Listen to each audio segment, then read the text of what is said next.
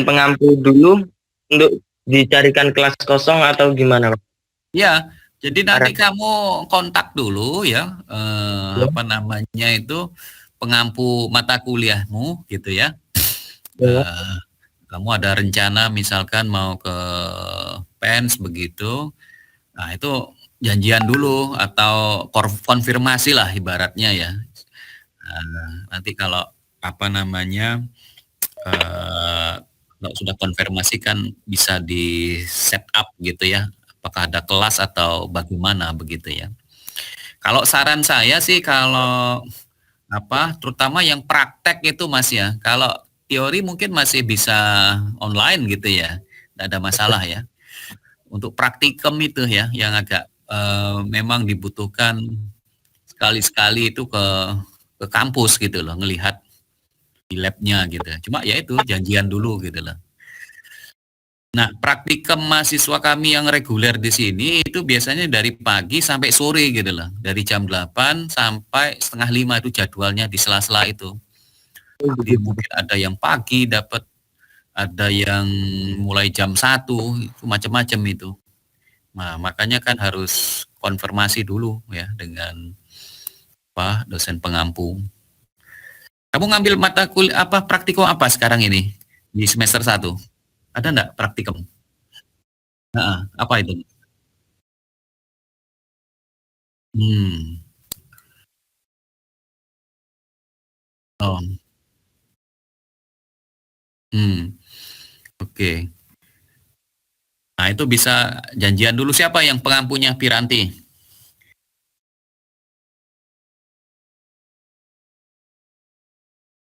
Nah, itu ya. Jadi dikontak dulu Pak Ridwannya. Jadi kalau bisa misalkan Anda ndak kerja begitu siangnya ada waktu free begitu, nah bisa ke kampus ya, join sama anak-anak reguler itu. Ya, itu Mas ya, informasi Ya, awal. Mm-mm. terima kasih, Pak. Nah, sama-sama. Oke, jadi kita masuk ke, ini sudah 24, termasuk saya 23 ini. Udah lumayan ini. Harusnya ini 24 tambah 1 harusnya 25 ya. Oke. Jadi di semester 1 ini ya, mata kuliah konsep teknologi Anda dapatkan di ya di semester-semester awal. Jadi kami akan atau saya akan perkenalkan beberapa teknologi di bidang telekomunikasi tentunya ya. Mbak, di awal-awal kita refresh sedikit yang apa namanya, yang sederhana lah gitu ya. Jadi nanti di minggu-minggu berikutnya nanti saya akan singgung terkait dengan teknologi telekomunikasi yang apa namanya sedang berkembang begitu ya. Oke. Nah, ini sebenarnya tujuan daripada mata kuliah yang saudara akan dapatkan ini ya, atau yang saudara akan pelajari. Jadi Anda bisa nanti memiliki wawasan kebangsaan ya, salah satunya. Ya.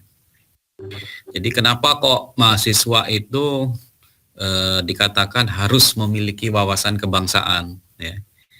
Jadi kalau seorang mahasiswa ya itu hanya pintar untuk dirinya sendiri ya, nah itu tidak berfungsi apa-apa ya, karena hanya keperluan pribadi saja ya. Jadi seharusnya ya keilmuan yang saudara dapatkan itu ya selain untuk pribadi Anda sendiri juga untuk orang lain, terutama lingkungan ya. Nah, itu yang dimaksud dengan wawasan kebangsaan. Jadi Anda memiliki nanti selesai program D4 ini Anda memiliki skill ya, kemampuan sebagai seorang engineer di bidang telco gitu ya, karena Anda bidang telekomunikasi. Nah, keilmuan itu saudara harus kembangkan ya ke lingkungan tentunya. Nggak usah yang berat-berat memikirnya gitu ya. yang sederhana aja ya, itu sudah sangat berguna ya. Misalkan Anda nanti akan memberikan pengaruh yang signifikan terhadap lingkungan yang sebelumnya katakanlah tidak memiliki apa namanya itu pemahaman sebuah teknologi tertentu. Nah, itu Anda akan memberikan brainstorming ataupun memberikan informasi begitu ya. Nah, itu sudah memiliki wawasan kebangsaan itu artinya ya. Apalagi misalkan Anda setelah itu bisa kalau bekerja nanti menjadi seorang pejabat begitu ya di lingkungan Anda. Anda bisa memberikan wawasan yang lebih luas begitu ya kepada lingkungan masyarakat sana. Jadi maksudnya seperti itu ya, memiliki wawasan kebangsaan. Nah, di samping itu ada lagi tujuan lain ya, itu adalah terkait ini ya. Biasanya kalau apa namanya setelah lulus universitas gitu ya atau lulus kuliah, Anda biasanya kan langsung cepat-cepat nyoba nyari kerja gitu ya, ngelamar pekerjaan di perusahaan apa gitu ya. Nah, awal-awalnya mungkin senang ya, sudah dapat apa namanya kerja begitu ya. Ya karena memang di tahap awal yang sebelumnya memang punya cita-cita bahwa saya ini harus bekerja setelah lulus gitu ya. Nah itu wajar-wajar aja seperti itu ya. Sebenarnya ya dengan teknologi sekarang yang sudah demikian pesatnya ya dan kemajuan sistem informasi juga, Anda harus berpikir lebih luas lagi gitu ya. Kalau bekerja oke, enggak ada masalah. Anda coba dulu karena ingin merealisasikan mimpi Anda begitu ya. Tapi Anda juga harus berpikir ke depan begitu ya. Apakah di tempat pekerjaan itu prospek untuk jangka panjang enggak? Nah, itu juga harus dipikirkan ya.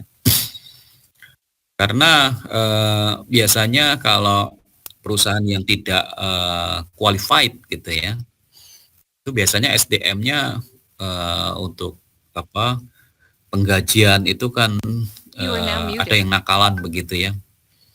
Padahal SDM-nya ini bagus gitu ya. Nah, dari sisi jenjang karir itu tidak terlalu bagus ya, karena perusahaan itu hanya mencari untung aja ya, nyari profit gitu ya. Jadi SDM-nya udah di drill terus ya. Si pekerja karena baru dikasih duit yang menurut mereka SDM karena baru besar, sudah senang, padahal mereka disuruh kerja terus gitu ya. Nah, untuk itu Anda harus cerdas berpikir ya, berpikir ke depan lebih jauh lagi gitu ya. Anda harus kalau bisa ya, Anda harus punya pemikiran lebih dari itu ya, bukan hanya bekerja di situ di perusahaan itu aja ya. Kalau bisa coba ambil pendidikan yang lebih tinggi lagi ya. Jadi kalau Anda lulus ini kan artinya Anda punya strata sarjana terapan begitu ya. Jadi Anda harus berpikir lebih dari itu. Coba ambil sekolah lebih tinggi lagi, sampai master misalkan. Dengan cara apa? Ambil beasiswa gitu ya. Anda sekolah lanjut itu juga bisa dapat uang gitu loh. Jangan berpikir hanya bekerja di industri kamu baru dapat penghasilan begitu. Jadi tolong Anda berpikir yang lebih luas lagi, tidak hanya bekerja saja. Jadi Anda sekolah lanjut pun bisa menghasilkan uang gitu loh. Yaitu beasiswa itu. Cuman beasiswanya kalau bisa untuk studi lanjut ke luar negeri ya. Ke negara-negara maju tentunya ya. Dan biasanya kadang Mungkin di dalam benak Anda merasa ini ya minder gitu. Tapi dengan kemajuan sekarang itu sudah sangat berbeda ya, sangat berbeda sekali. Jadi pemerintah kita itu sekarang mulai 10 tahun yang lalu ya, mulai melakukan perubahan yang signifikan ya untuk mencerdaskan masyarakatnya sendiri ya, bangsa Indonesia begitu, dan untuk menaikkan ya taraf pendidikan di Indonesia itu luar biasa, itu perubahan signifikan ya. Gelontoran beasiswa itu banyak sekali ya, dan besar sekali value-nya dibandingkan dengan pada saat saya menjadi mahasiswa seperti Anda. Susah itu dulu ya. Tapi kalau sekarang banyak beasiswa. Cuma Anda harus persiapkan untuk berkompetensi dengan calon-calon yang lain gitu. Karena memang peminatnya juga banyak. Tapi kan peluang jelas lebih besar kalau ada memang funding ya, seperti beasiswa ini LPDP ya. Nah itu besar dan banyak sekali ininya itu, slotnya gitu loh. Jadi kalau Anda bisa ambil, misalkan berhasil pakai beasiswa seperti itu ya, Anda artinya amin ya, duit per bulannya itu ya, ada biaya hidup, ada biaya pendidikan ya. Jadi kan artinya Anda dapat salary di situ ya. Anda bisa simpan itu duit, kan tidak mungkin habis itu. Jadi kalau yang namanya beasiswa yang standar itu ya, yang di luar negeri tentunya, itu sudah kalau dari pengalaman yang pernah saya lakukan ya, yang saya lalui begitu ya, itu lebih dari cukup ya. Tergantung cara kita mengelola ya. Kan tidak mungkinlah kita hambur-hamburkan ya uang itu. Hidup ya harus sederhana begitu ya. Jangan sering makan di luar gitu contohnya ya. Masaknya masak di rumah gitu, di kos gitu ya. Nah itu bisa lebih ngirit gitu ya. Kenapa kok saya bisa cerita seperti itu? Karena saya mengalami ya.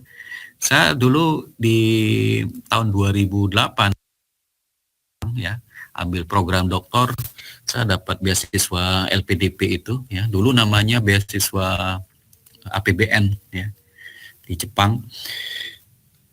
Jadi setiap bulan itu kita bisa menyisihkan sebagian daripada beasiswa itu. Ya tentunya harus ibaratnya orang Jawa ngirit gitu ya, ngirit, nggak berfoya-foya begitu, secukupnya aja. Dan juga perlu saudara pahami, kita sekolah di negara maju itu juga dikasih uang sama laboratorium di situ, biasanya ada project gitu ya. Ada project, kita ikut garap ya. Dan garapnya pun ya di laboratorium itu. Disertasi yang saya lakukan itu sudah dihargai sama profesor yang ada di lab itu. Kita dikasih gaji tiap bulan lagi. Lumayan itu. Walaupun tidak besar gitu ya, tapi ada gitu loh. Nah, gitu bisa kita manfaatkan itu. Makanya di sini yang nomor 2 ini, saya state di sini, jangan berpikir hanya lulus lalu menjadi pekerja di perusahaan. Hindari itu ya. Jadi hindari itu untuk mencari pendidikan yang lebih tinggi. Salah satunya ya ambil beasiswa itu. Tapi kalau misalkan saudara orang yang punya di rumah gitu ya, orang kaya raya begitu, tidak ada masalah, tidak perlu pakai beasiswa, pakai biaya sendiri, kan ada itu, ada yang kehidupannya mampu. Nah itu lain lagi cerita ya. Nah ini saya asumsikan kalau yang memiliki ekonomi yang ya normal lah begitu ya. Jadi sekolah itu perlu harus ada beasiswa ya. Anda bisa bandingkan yang ini ya, apa namanya, kalau mahasiswa yang hidup di luar negeri ya, yang sekolah di luar negeri yang dari Cina itu, mereka itu tanpa beasiswa itu berani ya. Karena apa? Karena mereka itu bekerja di situ ya, sambil sekolah sambil bekerja gitu loh.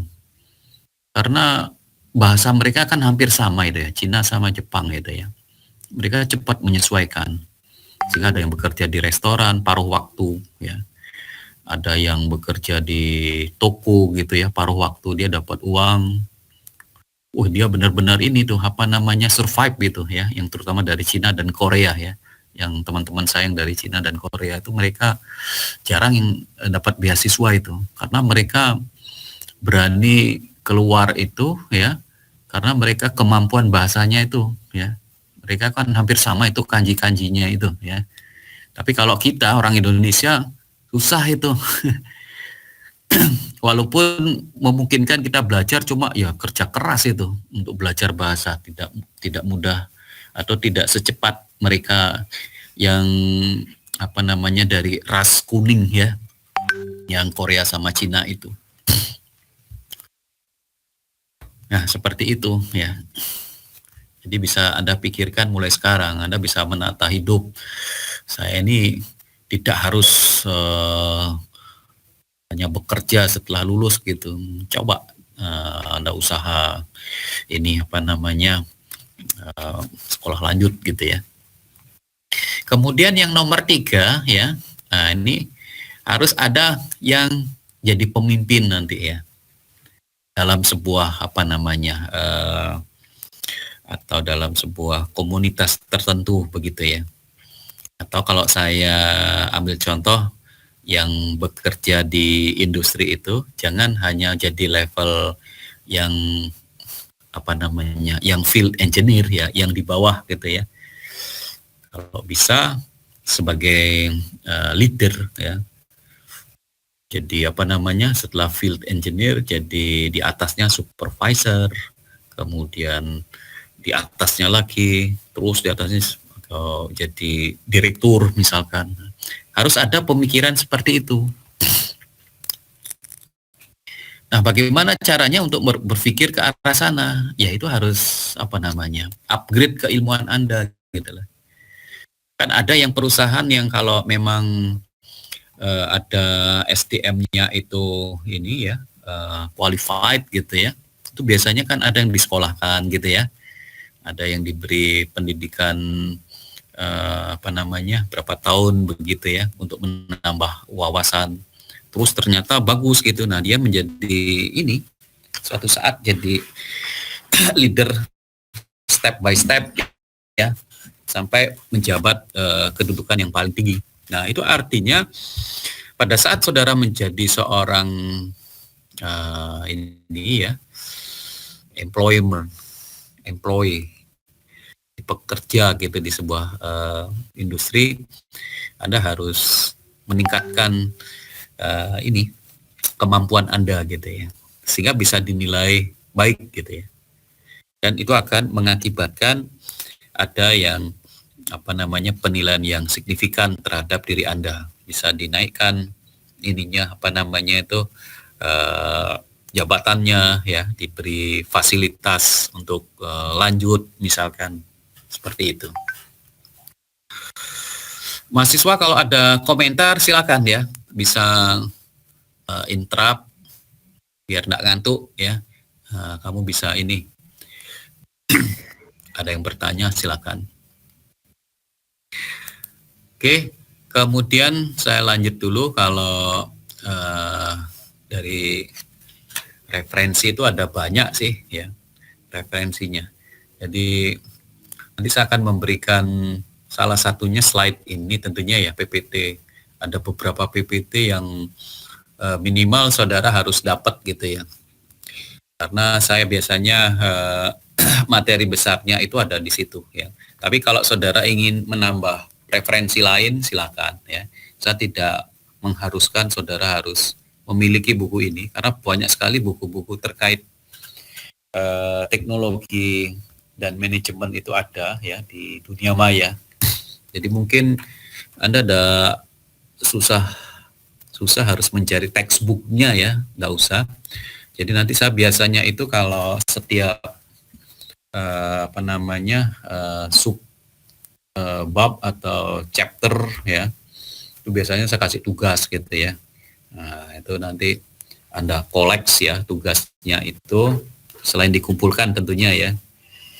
Anda harus backup karena evaluasi saya seperti UTS, UAS, nah itu biasanya soal-soal ya dari sana ya. Nah, ini salah satunya saja ya referensinya, banyak lagi. Ini buku-buku lama sih ini. Nah, coba kita membahas sedikit terkait dengan teknologi ya. Jadi kalau awalnya teknologi ditemukan ya, sebenarnya kan awalnya itu kan belum ada apa-apa itu ya. Seperti contoh misalkan teknologi mobile phone yang saudara punya sekarang ya, yang saudara pakai itu. Anda bisa menggunakan berbagai keperluan ya, tidak ada masalah itu ya. Mau nelpon pagi, siang, sore, dan seterusnya. Nah, kalau kita telusuri ya, itu terciptanya teknologi seperti itu dari mana sih sebenarnya asalnya itu ya. Atau mobil misalkan ya, mobil-mobil yang ada sekarang, bus gitu ya, pesawat, kendaraan, itu awalnya kan seperti apa? Nah, itu yang harus kita coba renungkan gitu ya. Jadi semua aplikasi yang saya omongkan tadi itu kan sebenarnya adalah teknologi gitu ya.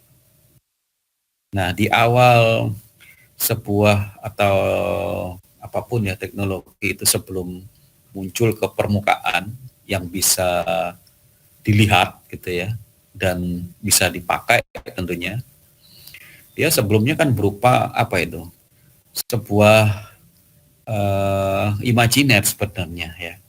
Jadi awang-awang dari seseorang yang memiliki keinginan kan begitu ya. Nah, hal-hal seperti itu kan sebenarnya berupa sebuah pengetahuan sebenarnya itu ya. Angan-angan itu ya. Di merenung apa yang kira-kira ingin dibuat gitu kan, merenung dulu ya. Dalam angan-angan lah begitu. Nah, itu kita bisa sebut sebuah pengetahuan sebenarnya ya. Angan-angan yang masih belum jelas ininya ya. Kira-kira jadi benda apa itu nanti ya. Nah, kalau pengetahuan itu hanya masih belum kelihatan begitu ya, masih dipikirkan di kepala sendiri-sendiri, kan tidak bisa tidak bisa dipakai gitu ya. Makanya harus direalisasikan gitu ya. Makanya muncul di sini yang nomor satu ini adalah aplikasi, dikatakan di sini ya. Aplikasi dari pengetahuan. Nah, kalau kita ngomong berpikir lebih jauh lagi, pengetahuan ini bisa kita bisa kita bilang sebuah algoritma di sini gitu loh. Metode, terus macam-macam lah. Algoritma, theoretical ya. Cara ya, rumus dan lain sebagainya. Nah, itu harus diaplikasikan gitu loh. Jadi kalau hanya berupa pengetahuan aja, ini belum bisa terbentuk ya teknologi ini. Makanya dikatakan di sini aplikasi dari pengetahuan gitu ya. Nah, yang nomor dua ini pengetahuan, kalau kita telusuri dia, itu sebenarnya sumbernya dari mana dia itu. Ya. Jadi sumbernya tentunya ya dari manusia tentunya ya. Jadi, seperti yang saya bilang tadi, manusia ini dia tuh kepingin apa begitu ya, ada keinginan atau ada sesuatu yang dia ingin miliki begitu ya, atau ingin tahu. Nah, dia menerawang gitu ya, menerawang, berpikir ya, kira bagaimana cara merealisasikannya ya, atau bagaimana cara merangkainya ya. Itu semua masih konsep-konsep aja ya. Nah, kemudian setelah lama berpikir begitu, dia akhirnya apa? Mendapat jawaban gitu loh. Kodenya harusnya seperti ini ya. Jadi harus urut, misalkan sekuensial. Jadi persoalan yang nomor satu harus dikerjakan di bagian apa dulu ya, atau yang akan dihitung dulu ya di bagian mana. Tuh dia mendapatkan jawaban ya. Nah, mendapatkan jawaban ini sebenarnya outputnya ya berupa pengetahuan itu ya. Jadi dia akhirnya mendapatkan apa namanya, solution yang paling optimum itu dia harus metodenya seperti ini. Nah, itu contohnya itu pengetahuan. Jadi, nah kalau kita ngomong lebih luas lagi, nah kita bisa apa namanya lihat di deskripsi nomor 3 ini gitu loh. Jadi sebelumnya itu ya manusia itu mengamati kejadian alam ya. Jadi apa yang ada di alam ini diamati ya, seperti halnya penemuan listrik oleh Thomas Alva Edison itu.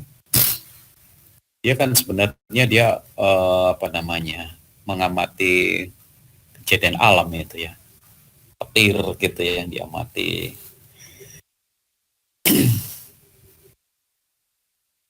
Dia mengamati kejadian alam seperti itu, bagaimana kalau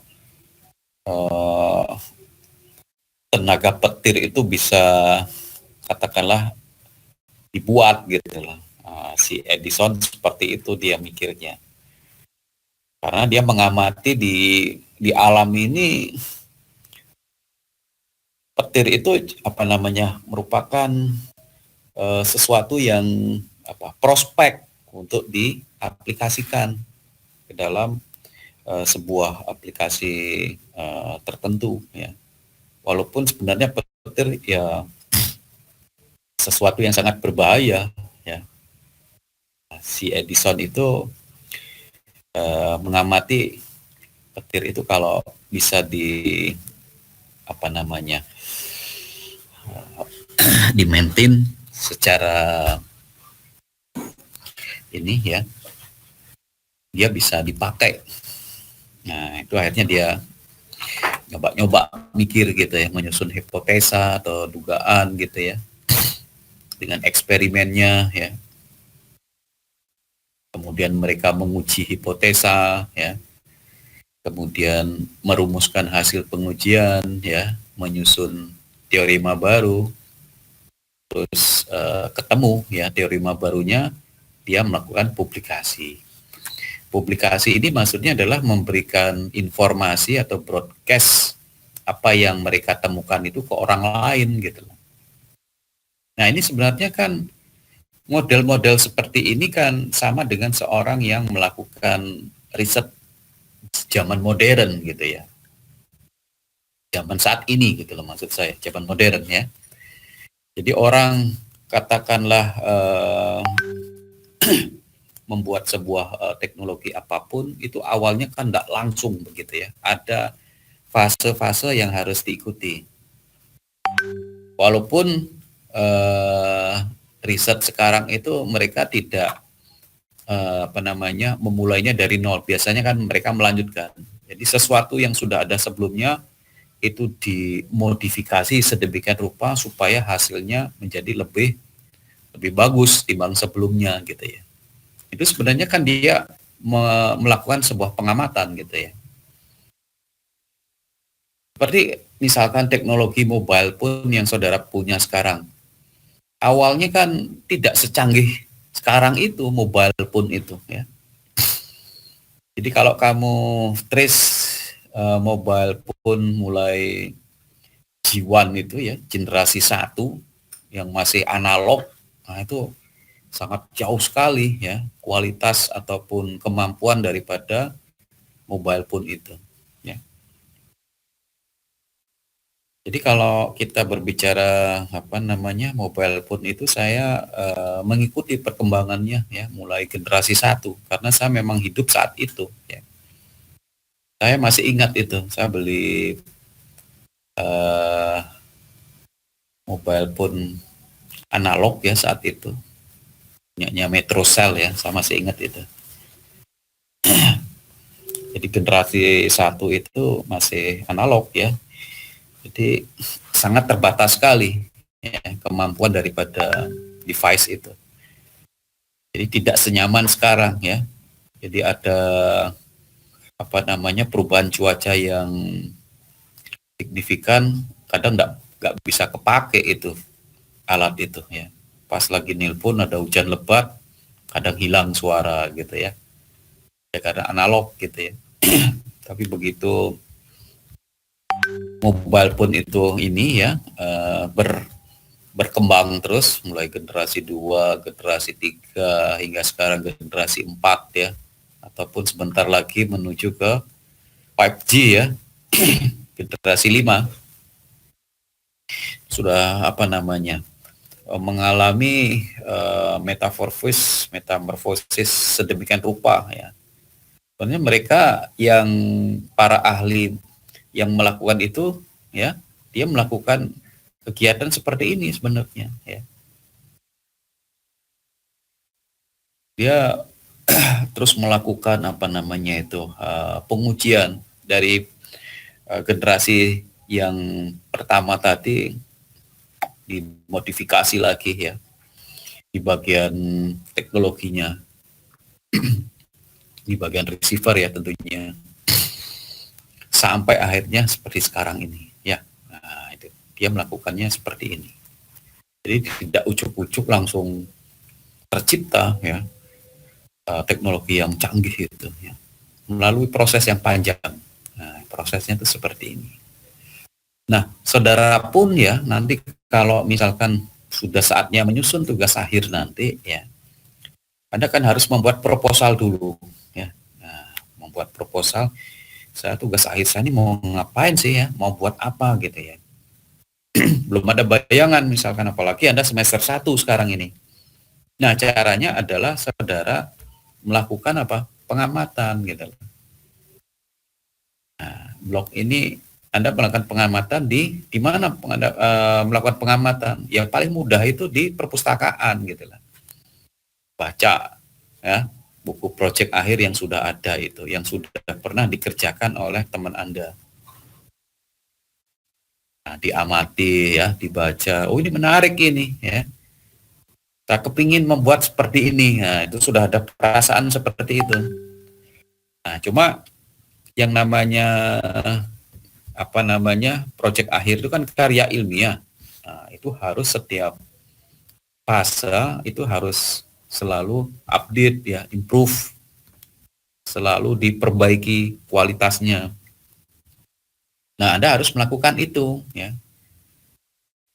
Nah, teknologinya misalkan saudara di bagian algoritmanya diimprove gitu ya, diperbaiki yang lebih canggih gitu ya. Nah, Anda sebenarnya menyusun ini gitu lah. Hipotesa atau dugaan, nyoba-nyoba ya, menguji hipotesa. Akhirnya setelah algoritmanya itu improve ya, diperbaiki, ditingkatkan, jadilah tugas akhir gitu. Nah, saudara publikasikan gitu. Publikasi misalkan ikut seminar internasional, di mana misalkan gitu ya. Anda presentasi di situ, ini loh karya saya. Sudah bisa lebih baik daripada sebelumnya. Nah, itu fungsinya publikasi. Jadi orang bisa melihat, oh ternyata teknologi itu sudah lebih baik sekarang gitu dibanding sebelumnya.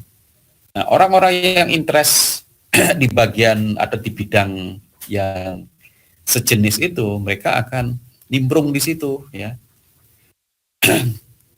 Kemudian mereka punya keinginan untuk ya melakukan improve lagi, ya, perbaikan lagi di bagian apanya, bagian programmingnya misalkan. Akhirnya terus berkembang ini, ya, dipublikasikan gitu ya.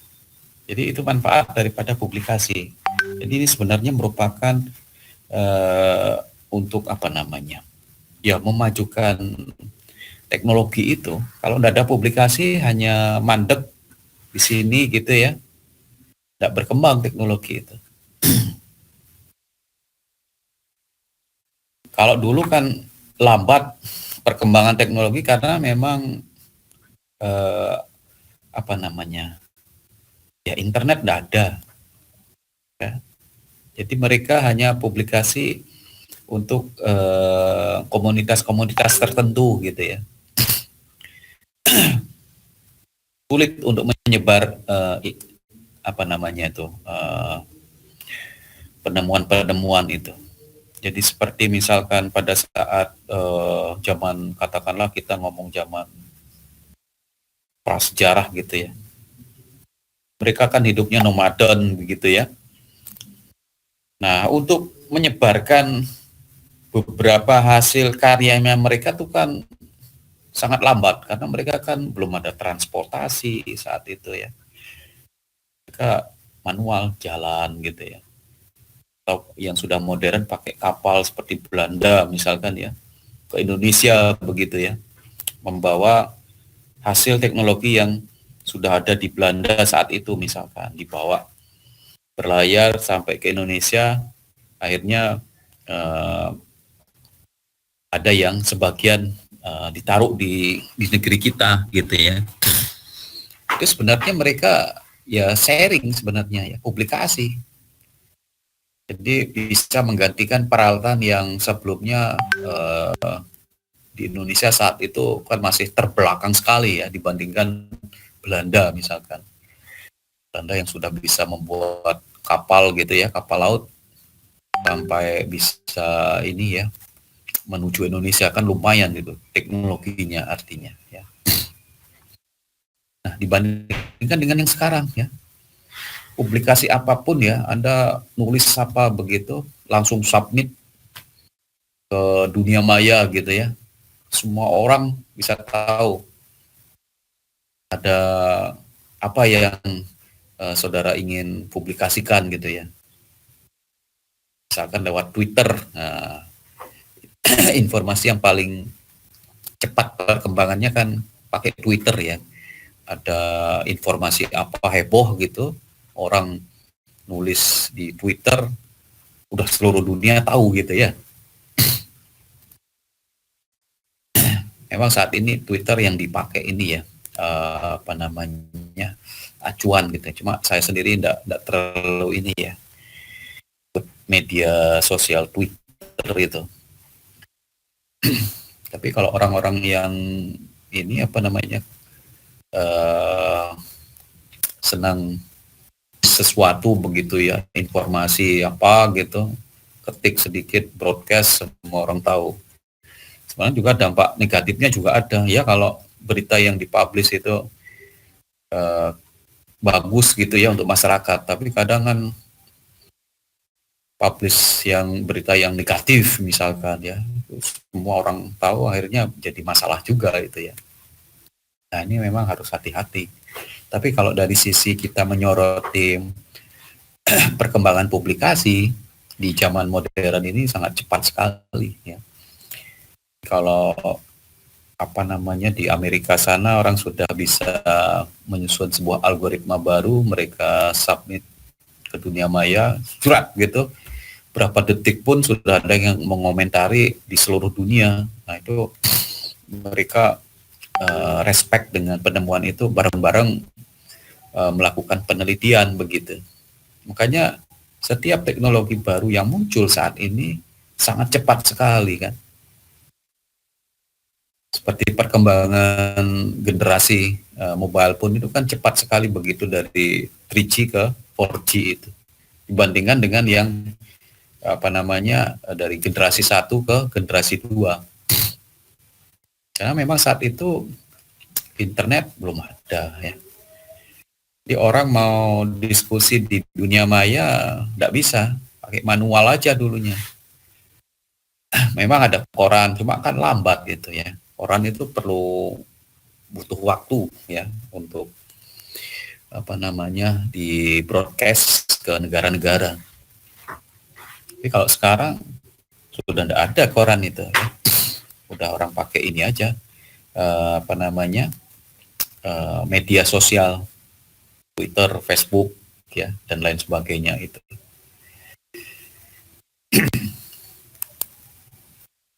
Nah, ini ada beberapa catatan sejarah ya yang saya sempat rangkum gitu ya.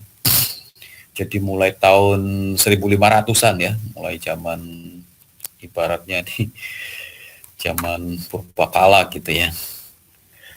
Tahun 1500-an ya, ini ada yang sudah berhasil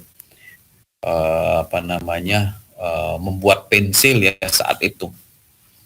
Terus ada newspaper ya, koran, mikroskop, termometer.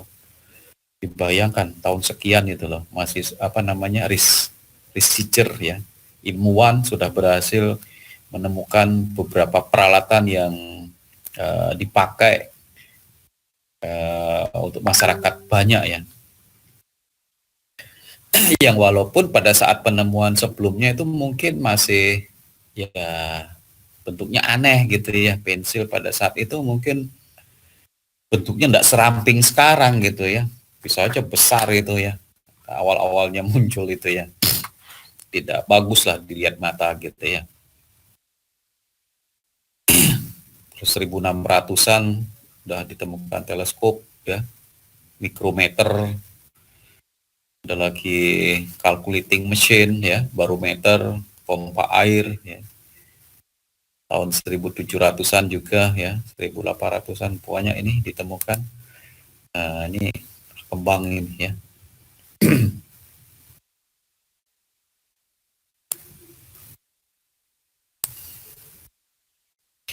Nah, kalau kita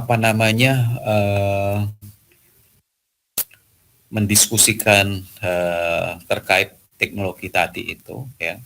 Jadi sebenarnya dikatakan di sini sains itu ya, pengetahuan itu sebenarnya merupakan sebuah rahasia alam ya awalnya itu ya. Jadi sesuatu yang yang gaib gitu ya ibaratnya itu. Ya namanya saja pengetahuan pada saat awal ditemukan kan artinya dia sangat sulit untuk diterjemahkan menjadi bahasa eksak gitu ya, tidak seperti sekarang gitu ya. Nah, ini dikatakan di sini lahirnya teknologi ya, itu diawali dari ditemukannya rahasia alam oleh manusia, lalu diterapkan pada produk barang tertentu. Di awalnya memang karena mereka tidak bisa menganalisis ya, itu sesuatu yang aneh gitu ya pada saat itu.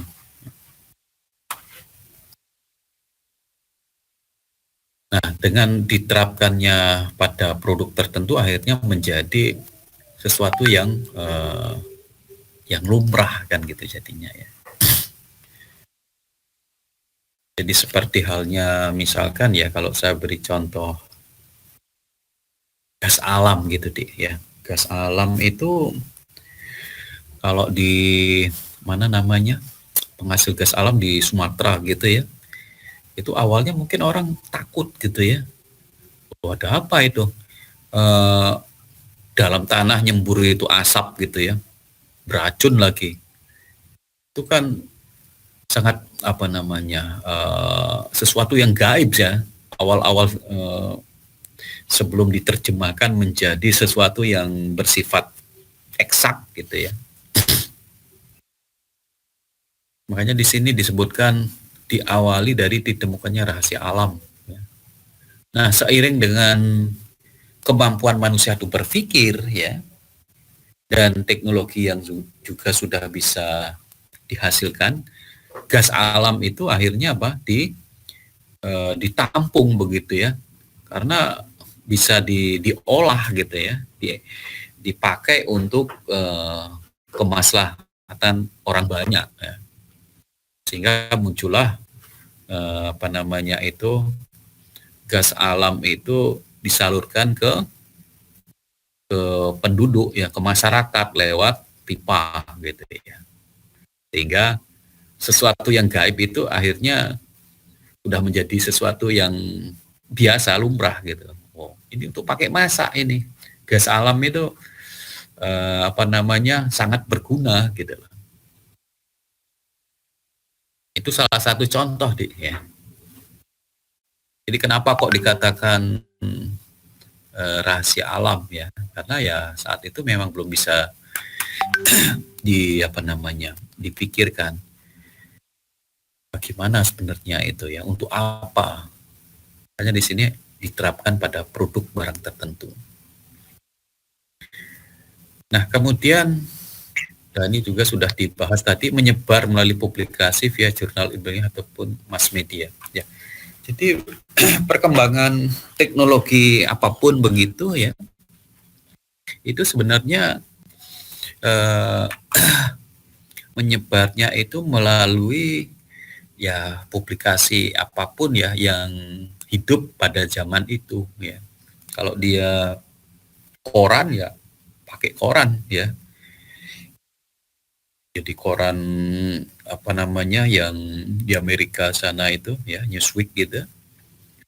Kalau sampai menyebar ke Afrika, Asia gitu kan, dia butuh waktu itu ya, karena pakai kapal kan itu ya. Itu kan memang pada saat itu belum ditemukan apa namanya teknologi apa namanya itu teletext gitu ya, atau facsimile gitu ya, belum ditemukannya ya, harus dibuat apa namanya publikasinya itu dibawa secara manual ya.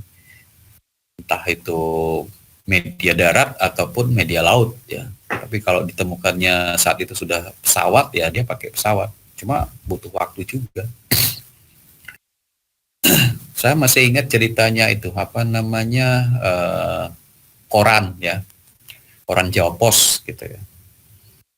Itu koran Jawa Pos itu kan pusatnya di Surabaya itu ya.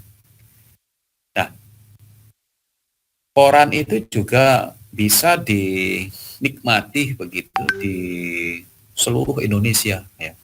Entah itu di Maluku, di Papua begitu ya. Ini saya asumsikan sekitar ya 15 sampai 20 tahun yang lalu ya. Orang baca koran itu kalau misalkan hari ini baca koran terbit pagi itu, tapi kalau dia tempatnya jauh di Papua, siang atau sore baru nyampe gitu ya. Ya karena butuh waktu gitu loh. Awal-awalnya apa namanya itu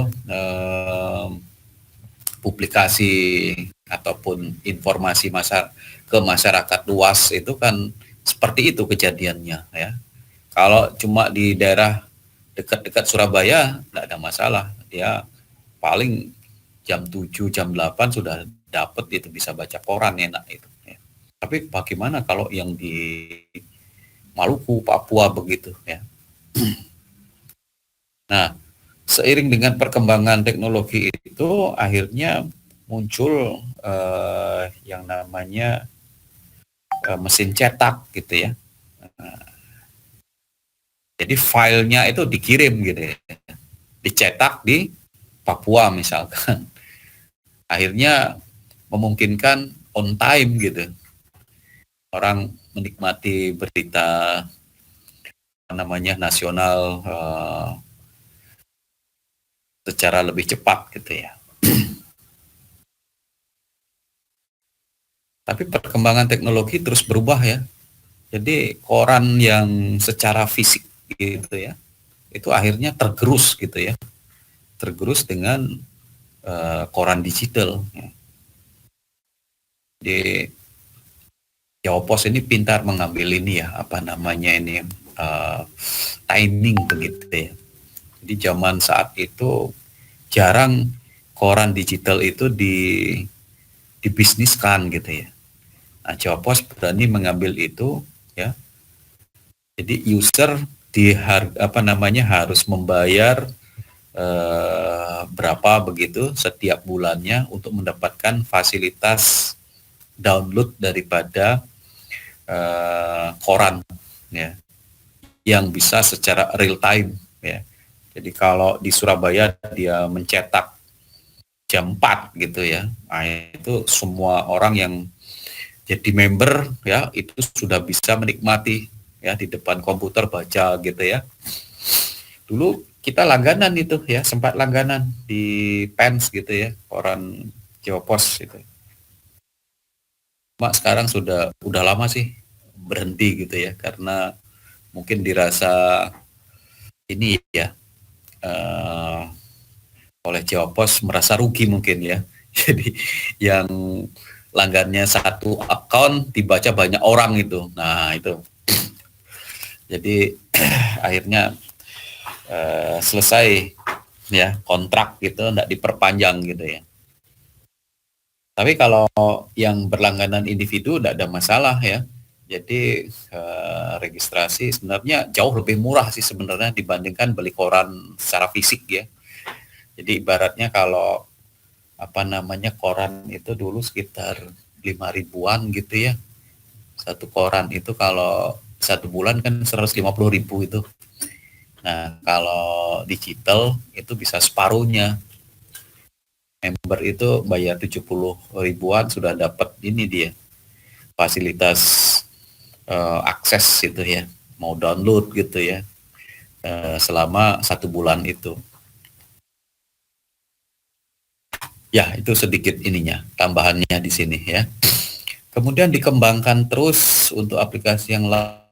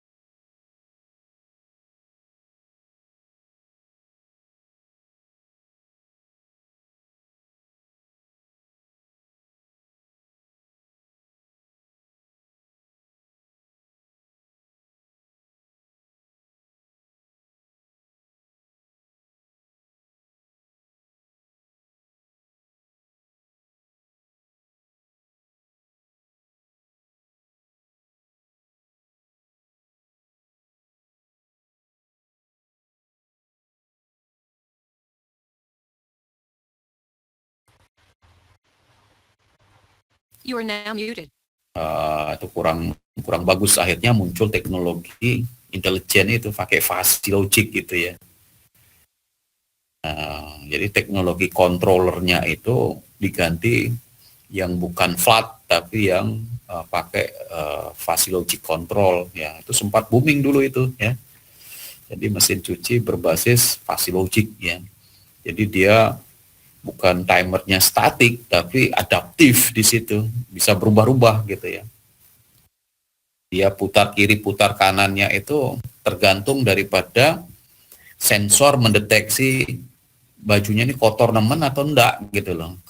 Kalau dia kotor sekali, putaran daripada ini apa namanya motornya lebih lama gitu ya. Oh ini bajunya enggak terlalu kotor ini, udah sebentar aja dia muter.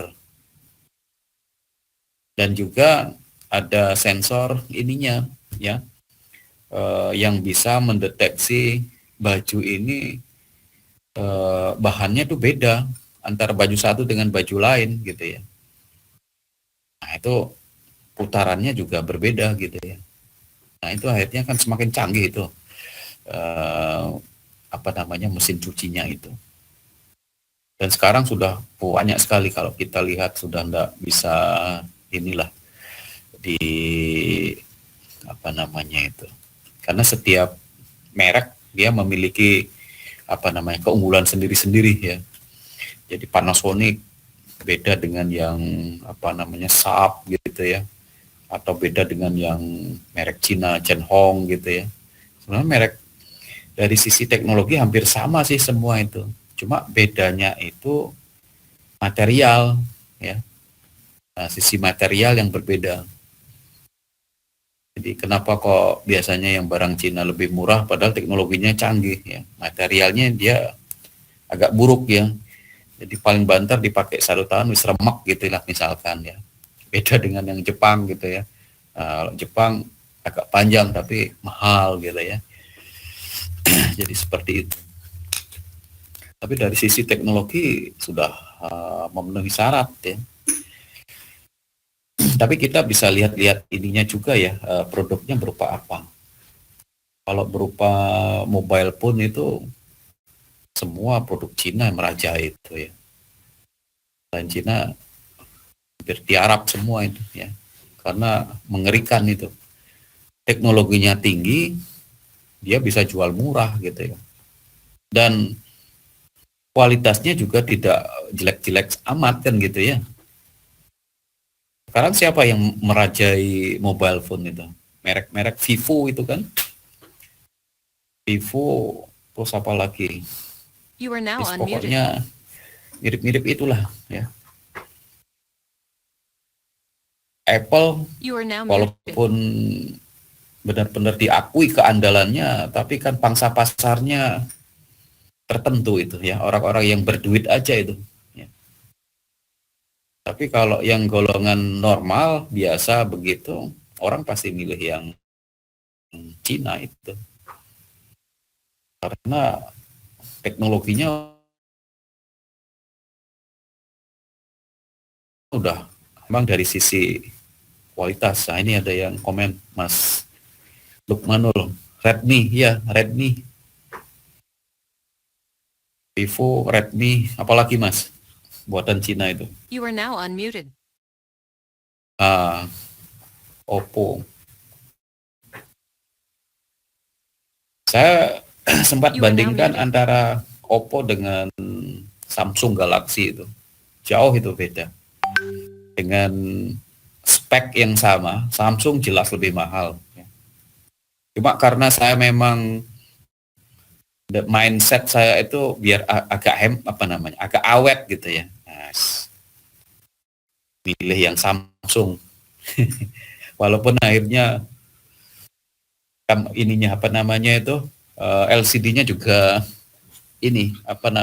pecah duluan, tapi bukan kualitas barangnya, tapi kesalahan saya itu ya, jatuh.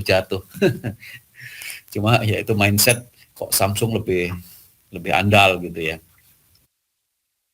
Ya Huawei terus apa? Oh ini Nokia, ya banyak ini.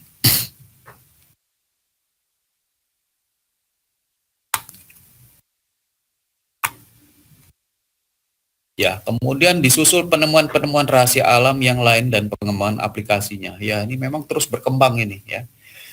Berkembang terus apapun ya dikatakan rahasia alam ya sebelumnya itu. Ya. Jadi kalau dia terus berkembang sehingga udah bukan rahasia lagi itu ya. Udah sesuatu yang memang harus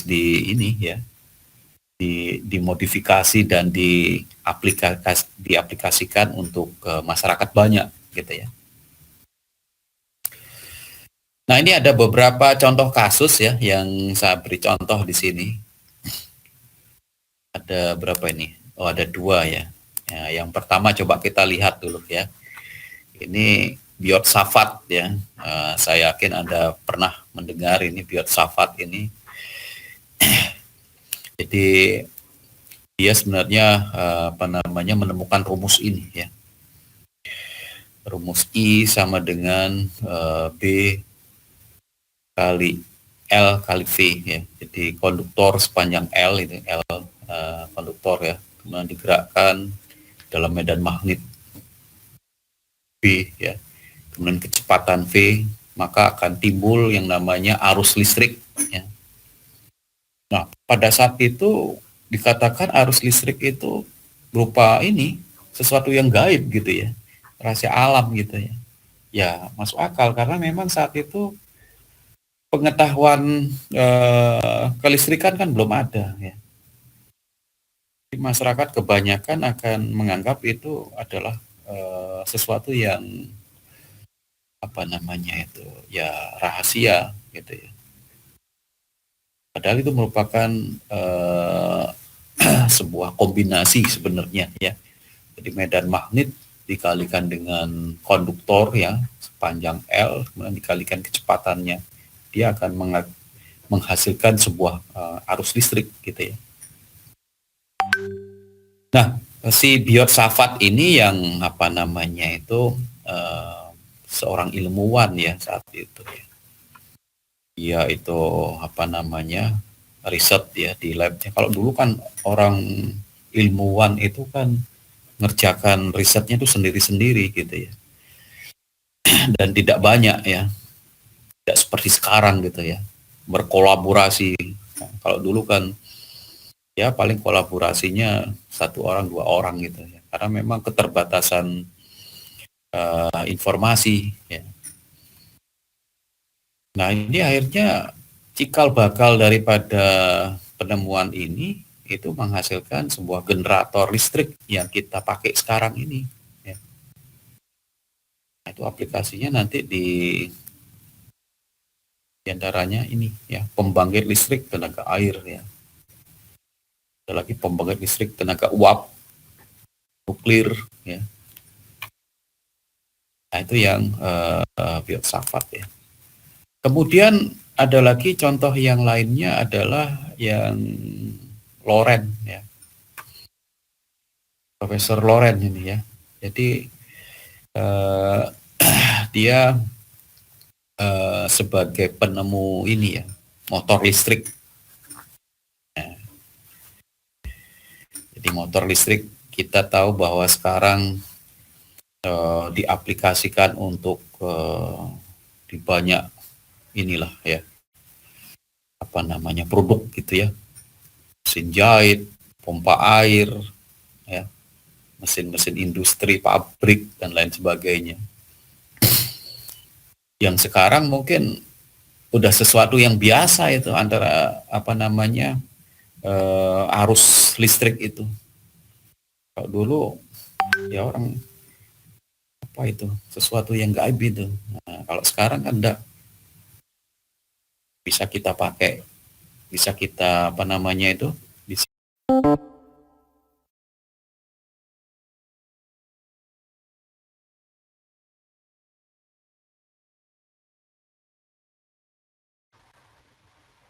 Engineer nantinya ya. Ada lagi aplikasi lain gitu ya, terus berkembang, mikrofon, speaker ini ya. Jadi mic ini sebenarnya aplikasinya Biot Savart juga ya, speaker ya. Banyak lagi lah ini kalau dicari ininya ya, contoh selain ini. Nah, saya akan ajak Anda ke sini ya. Ini dengan penemuan teknologi-teknologi yang sebelumnya apa namanya tidak ada itu ya menjadi ada gitu ya. Itu juga memiliki impact ya atau pengaruh gitu ya. Jadi apa itu pengaruhnya? Pengaruhnya dikatakan di sini teknologi baru itu mengakibatkan gaya hidup baru.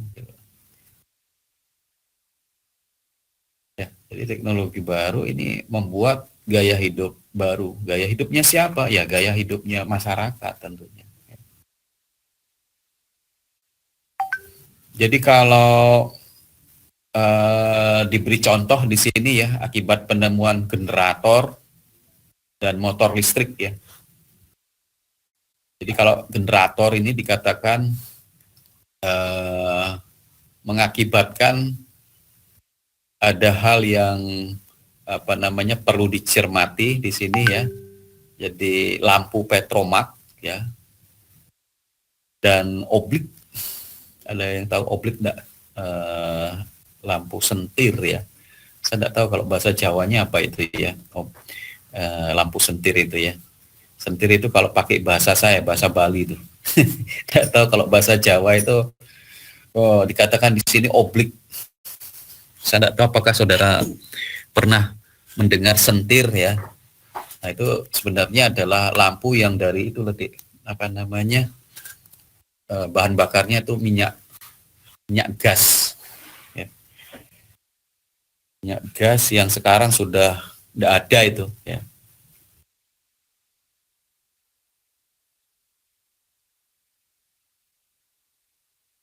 Jadi kalau ini ada komentar Lukman, ya Pak, dulu di Keputih masih banyak yang menggunakan oblik. Oh, ya. Jadi ini kalau zaman saya, Dik ya, saya yakin sedikit kok mahasiswa yang mengenal ini ya, oblik ini ya. Karena Anda ini sudah lahir di zaman milenium. Ya. Udah apa ya? Persoalan petromak sama oblik banyak yang enggak tahu, wajar gitu loh. Ya, tapi kalau saya mengalami ya, saya mengalami karena saya lahir memang zamannya ya saat itu seperti ini gitu loh. Listrik itu masih jarang gitu ya. Ini Ahmad Husaini komentar, minyak gas yang dikasih kapas itu Pak ditutup pakai kaca kayaknya, kalau nggak salah. Iya benar itu oblik gitu. Mitchell, oblik Pak kalau di daerah saya. Oh, Mitchell tahu ya oblik ya. Kamu daerahmu mana itu?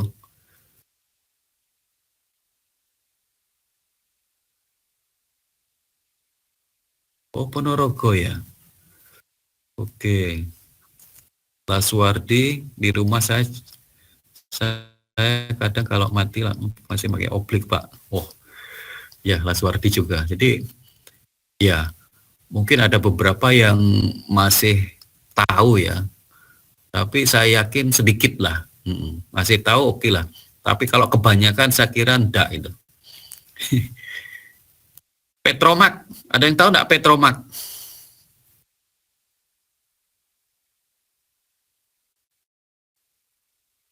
Jadi kalau kamu misalkan pingin tahu Petromak sama oblik, gambarnya cari aja di Google Image gitu ya.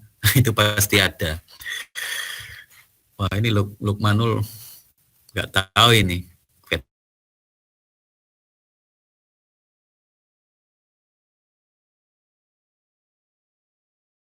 Petromak. Oh, Pertamak ya taunya. Jadi Petromak itu berupa ini di lampu ya, yang apa namanya, dia memiliki ini ya, dalamnya itu ada yang namanya itu selaput dari apa, jala-jala begitu. Kemudian bahan bakarnya itu minyak gas. Oh, ini Muhammad Irfan ini. Tahu ini, penjual nasi goreng sekitar rumah ya. Masih ada juga ya. Kalau Surabaya sudah susah nyarinya. Ya, jadi waktu saya di kehidupan saya dulu, saya mengoperasikan Petromak itu. Jadi kita pompa itu, kayak pompa angin itu loh, Dik. Jadi pompa angin, dipompa, kemudian nanti setelah balonnya itu dikasih ini ya, dibakar gitu ya, pompa, nanti kan ada minyak gasnya itu naik gitu ya. Nah, itu akhirnya apa namanya itu terang gitu ya. Biasanya enggak sampai lama gitu ya. Jadi enggak sampai iya pakai balon bener, sampai lama itu di jam, kadang kan kita sudah jam 5:30 itu udah mulai siap-siap itu biasanya saya itu ya, untuk mengoperasikan karena memang tidak ada listrik saat itu. Jadi pakai itu, kemudian nanti jam 10 itu kita sudah matikan gitu ya. Kita sudah matikan karena mengirit ini minyak gas ya. Pakai yang lampu kecil itu oblik gitu. Ya. Jadi saya mengalami itu, Dik. Karena memang fase hidup saya saat itu listrik masih tidak seperti sekarang, kita hidup sudah di zaman inilah ibaratnya sangat modern sekali ya kalau saya bayangkan dengan zaman saya dulu ya. Makanya mahasiswa yang tidak pernah melihat ini bingung juga mendengar cerita saya ya. Jadi ya masuk akal, tapi mahasiswa yang ada yang sempat masih tahu begitu ya, wah itu sesuatu yang langka juga sebenarnya ya. Tapi jangan berkecil hati, Anda yang belum pernah melihat, kamu bisa lihat di Google Image gitu ya, iseng-iseng ketik Petromak itu bentuknya seperti apa sih, oblik.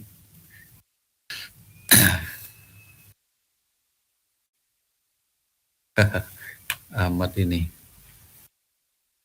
Kalau sekarang orang-orang pada suka buang listrik, Pak. Pemborosan gitu ya. Oke, saya kira itu dulu materinya ya. Sekarang saya kasih tugas ya. Ini tugas 1 sudah saya siapkan. Tugasnya gampang. Jadi tiap orang ini ya. Jadi saya minta mahasiswa ya melakukan flashback ke belakang gitu ya, ke belakang mencari ininya informasi ya, tahun ke belakang gitu maksudnya ya, tahun 1500-an. Nah ini contohnya misalkan ya, tahun 1505 ini kan ditemukannya pensil ini. Coba dicari itu ya. Pensilnya itu bentuknya seperti apa ya pada saat ditemukan itu tahun 1500-an itu. Jadi kamu cari enggak usah nyari di textbook gitu, jangan ya. Kamu hanya perlu duduk manis di depan komputer gitu ya, browsing di Google Search ataupun Google Image gitu ya. Ketik aja itu. Saudara harus cari ya, pertama tentunya gambarnya ya, seperti apa sih gambar pensil pada saat diciptakan di awal itu. Kemudian cari ininya ya, tempatnya itu di mana gitu loh. Di proses pembuatannya mungkin kalau ada gitu seperti apa, diceritakan secara sederhana. Dicari di internet gitu ya. Nggak usah nyari di tempat lain. Jadi hanya duduk manis begitu, santai-santai, akhirnya ketemu ya.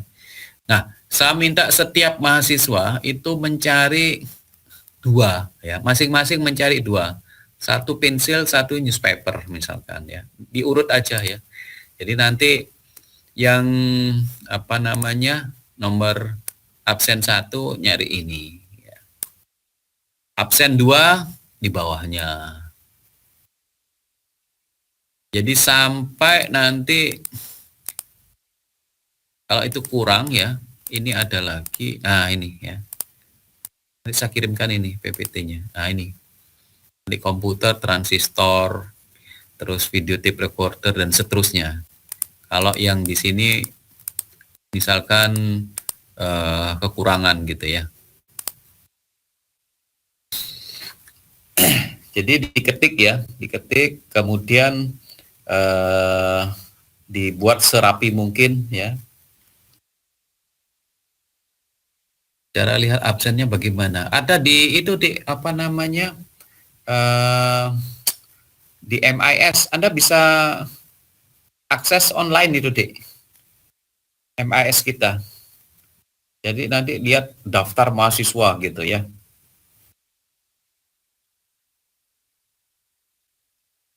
Harusnya bisa itu.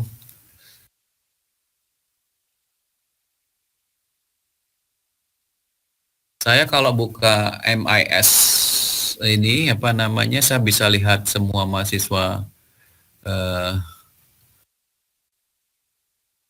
Bagaimana kalau ngelis aja, Pak? Ya, silakan. Jadi di list dulu enggak apa-apa, dikoordinasikan dulu ya. Saya yakin bisa itulah.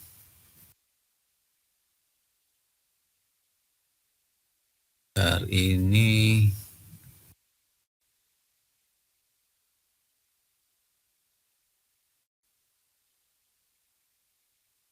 saya foto aja daripada repot.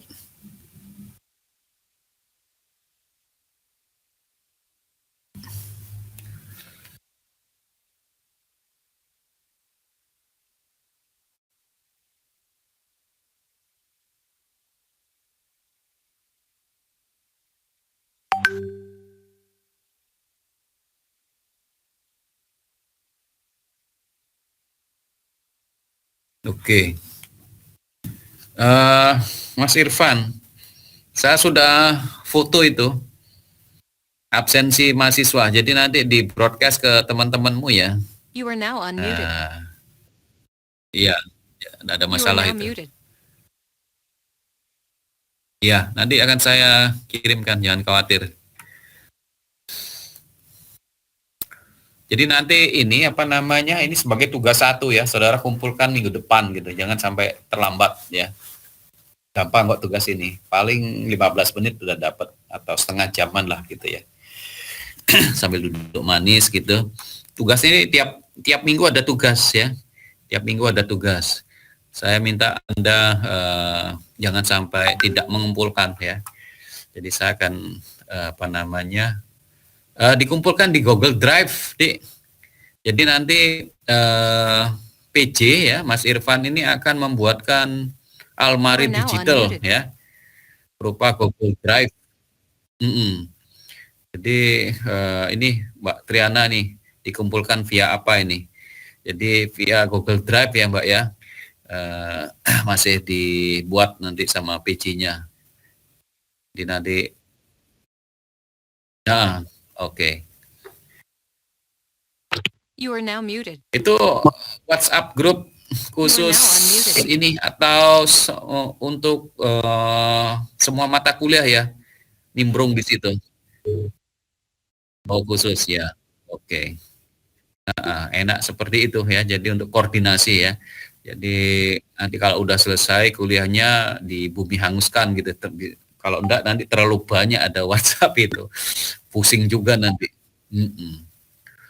Ini saya sekalian saya kirim ininya aja.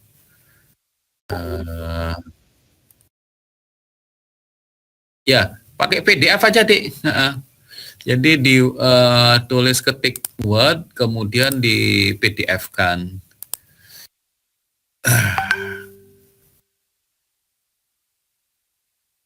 Ya, PDF. Sudah saya kirim ya, Mas Irfan ya, hari ini. Nanti dikirim ke teman-temannya. Oke, saya kira itu dulu mahasiswa, sampai di sini ya perkuliahan kita. Kita ketemu minggu depan. Jangan lupa jaga kesehatan ya. Semoga sehat terus. Mohon maaf Pak, mau bertanya, itu deadline-nya kapan ya Pak? Tiap minggu Mas. Jadi sebelum kita kuliah, misalkan kan kita kuliahnya minggu depan. Jadi kamu sehari sebelumnya lah udah upload gitu ya.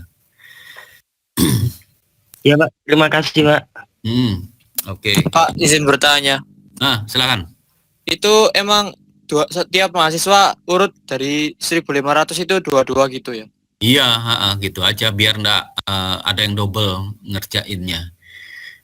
Diurut aja Mas. Jadi yang absen pertama mulai 1.505 itu Pak ya? Benar. Oh ya Pak, makasih Pak. Oke. Nanti koordinasi aja sama ini apa namanya PJ ya. Sudah saya kirim.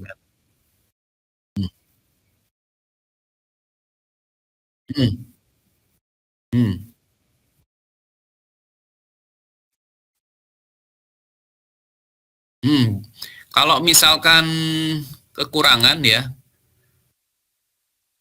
ini masih ada di belakangnya, Dik. Nah, ini. Heeh. Ya. Kalau misalkan masih kurang, silakan nyari materi lain. Nah, enggak apa-apa. Di tahun ini misalkan apa gitu ya. Oke.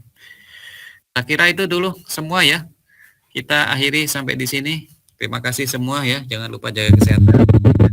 Ya, You are now muted. You are now Terima unmuted. kasih, Pak. sama saya. Malam, Pak. You are now muted. Malam, Pak.